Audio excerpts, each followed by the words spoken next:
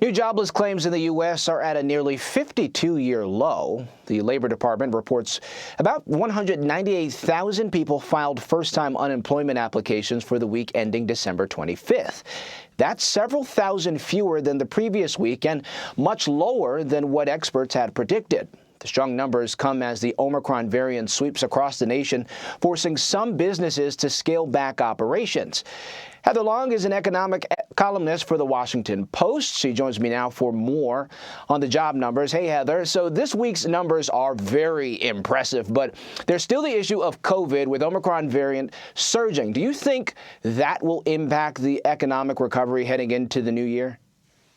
Well, it already is impacting the economic recovery, as you know, and have been reporting just with canceled flights. We've obviously seen canceled football bowl games. We've seen canceled Broadway shows and other entertainment venues. And most alarmingly for the economy, we've seen a good bit of pullback in people going out to restaurants, people going out to stores, not spending that money.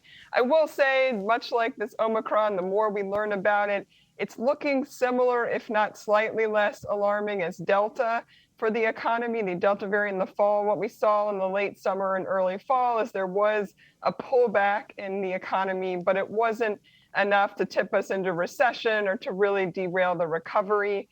What we are seeing is economists are saying, look, we thought before Omicron that the first few months of the year, the economy might grow at something like 5%.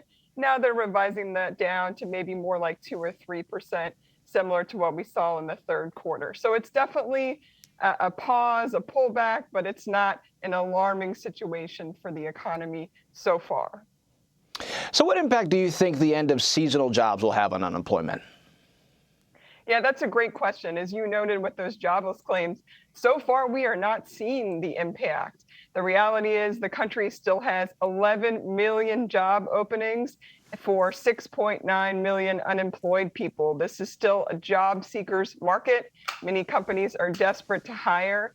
What I'm hearing on the ground anecdotally is people are saying, even who work at warehouses or who work at those seasonal jobs and in big retailers, they're telling me that they're not getting laid off this time around because the companies are so scared that they won't be able to find enough people in January and February, or they're having these issues with staff calling in, needing to take time off because of catching the Omicron variant, that they don't want to let people go right now.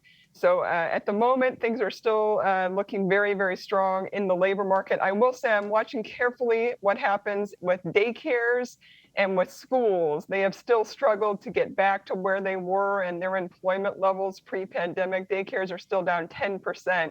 So it's still very difficult in those industries, and I don't see a turnaround there. All right, so I'm going to ask you to do the impossible a little bit, give you a crystal ball, if you will. Which industries do you think will flourish in the new year, and which do you think will be challenged as we head into 2022? And do you have any predictions about what we may see? You talked about the concerns, particularly in daycares and schools, but where other areas are you watching?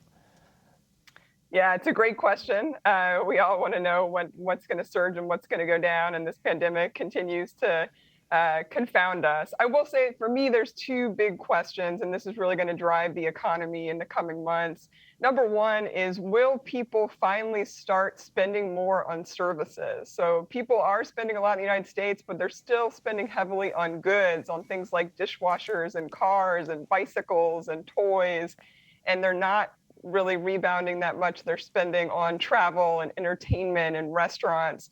So economists have been expecting that switch, sort of a surge back to services spending for months, and it hasn't happened.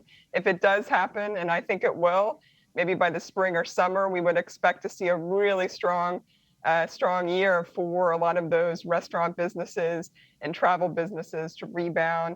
The other big question that's on everyone's mind is, how long will this high inflation last? People are obviously frustrated by these high prices that they're seeing at the stores and the gas pump and pretty much everywhere else. You know, how long does this last? I'm not going to make a prediction about that. That's a very tough one right now.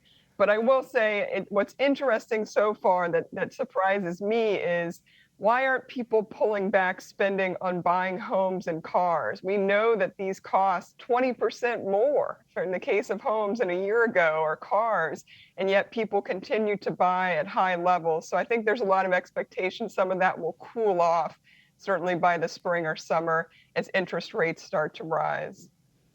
All right, Heather Long with the Washington Post. We certainly appreciate it. Thank you. Thanks a lot.